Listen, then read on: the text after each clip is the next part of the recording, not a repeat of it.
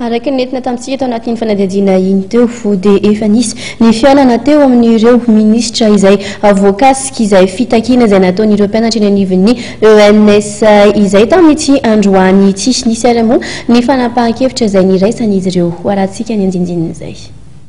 Ny kiandona andinika ny fepetra raisina mana ny olan'ny mpianatry ny ENS Ampefiloha androany ministra efatra dia ministra ny fampianarana ambony, ministra ny fanabeazam-pirenena, ministra ny fanatanjahantena ary ministra ny fampianarana teknika sy ny fanofanana araka-asa.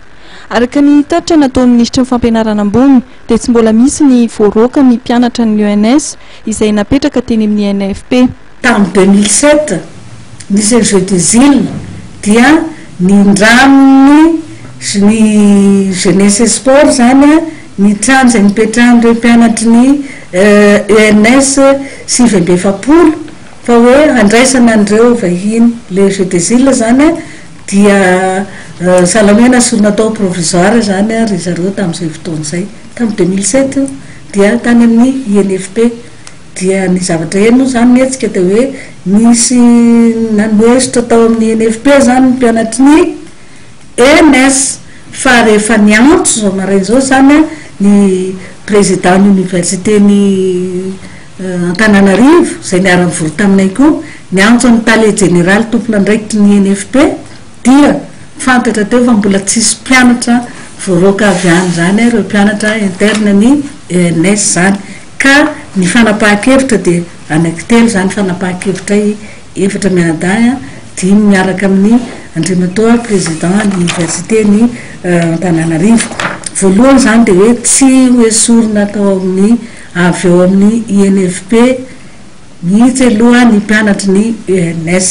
dia manarak'izay ny fanapahan-kevitra zay somary lavitrezaka aloha fa efa fanapahana teo fa atao dia hanao ny projet zany ny jeunesse et sport ministère ny jeunesse et sport hamboatra trano mazava. Raha izay momba ny raharaha ENS eo amin'ny lafin'ny fiaramiasa miaraka amin'ny Japon kosa indray dia nandray maso ivoanty firenenty ministry ny fampianarana ambony sy ny fikarohana siantifika. Fantatra taorian'ny feonan'ny rotonta izay naharitra ora ray fa vonona noana ny politika tanterahan'ny ministera izay mametraka ny fampianarana ambony fanotra ny fampandrosoana sy ny filaminana ara-tsosialy ry zareo Japonais. Vonona zany ny ambassadeur ny Japon hampita amin'izay hoe vonona zareo hanoana anio hanomeny fanohanana ny ampono zany anio politika izay hitan'ny zareo fa tena mifanaraka amin'ny izay heverin'zareo koa fa atao amin'ny université zany hoe ny enseignement supérieur zany indrindra amin'ny lafiny fikarohana sy amin'ny lafiny ilay resaka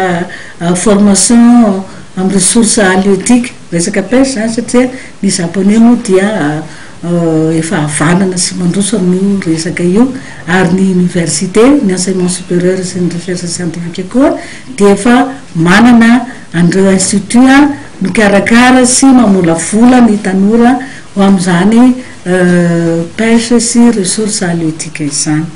No Maria Ministra Rasoa Zananira Marie Monique fa niara-niasa hatrany tamin'ny ministera ny fampianarana ambony sy ny fikarohana siantifika Japon tamin'ny alalan'ny tetikasa JICA sy ny fanohanana samihafa.